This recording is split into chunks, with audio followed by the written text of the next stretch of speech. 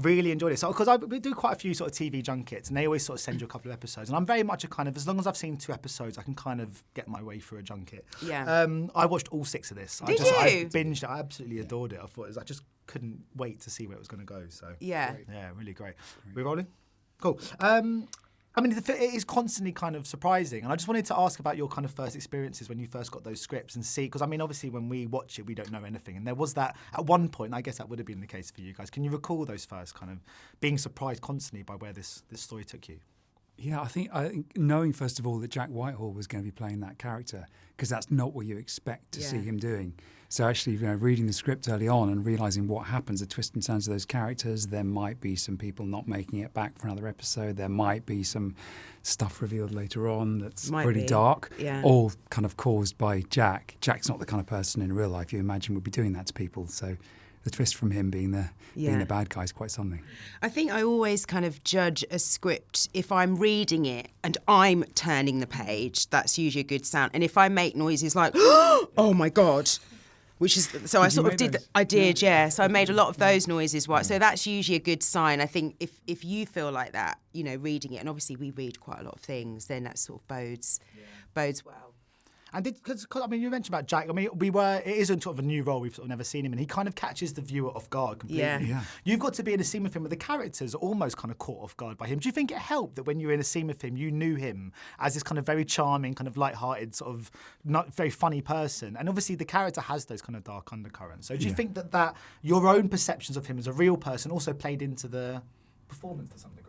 Yeah, I think so. I mean, Jack's such a fun person to be around. He really is. But all the cast, we had such fun doing it. I mean, David is so brilliant as well, actually, on set. We have a lot of laugh together. We really do. Yeah. Yeah, I think...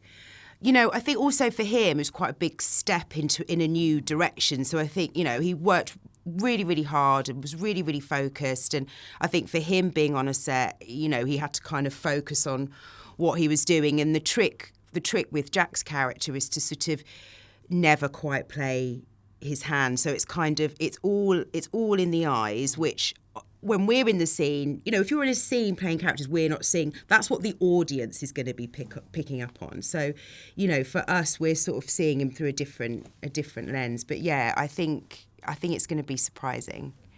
And of course, I mean, it takes place in London and Greece. I'm not interested in London, there's loads of stuff in London, but Greece looked lovely. Yeah, How was that to kind of go and shoot? It was awful, yeah. I mean, terrible. We go to some terrible places. Yeah. Paros at that time of year was horrible. Yeah, I have to say, it was sort of trying to convince people that you're working when you're sailing around a Greek island on a yacht was a bit of a hard... Yeah, people didn't have a lot of sympathy, and now I've seen it, I guess I can understand why. But yeah, it was gorgeous, and Paros it looks beautiful. And it looks amazing as well, I think. Yeah, and it tells a story too, because in a way that kind of White Lotus sets things in those settings where something dark, there's a dark undercurrent underneath it.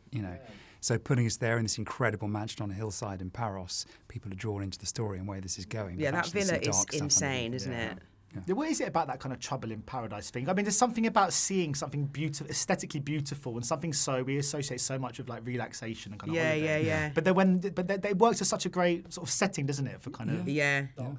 Yeah, and it's good because I think what we do really well, what the show does really, is all the foreshadowing. So even though it's not explicit, obviously, these little elements that you see in the show of the kind of the little ants scurrying, like something's kind of happening, and so it works really well. Even just like the sound of the crickets somehow feels like dangerous, And just very quickly then, before I go, how was the food? Because the food's great there, but I was going to ask, what was the best thing you ate in Greece? It must have been one meal. My character had to eat a lot.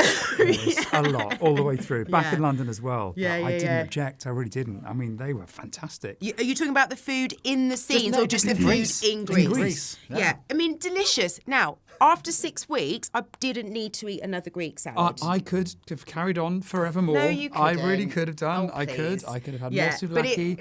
I could have had more Saganaki. I really could. It was great. It was great. There's something about eating that food there that makes it taste. I know if I went for a Greek meal today down in Soho, it would never taste as good as it did there. I went for a Greek in Camden and came outside in the rain. I was like, it's not quite the same. Not quite the same. Wasn't quite the same. Thank you so much, guys. Much appreciated. Thank you so much. My editors always end up talking about food during the interviews. Ladies and gentlemen, you're watching Hey You Guys. Hey You Guys. Hey, you guys. Hey, that's what they all say. Hey, you guys.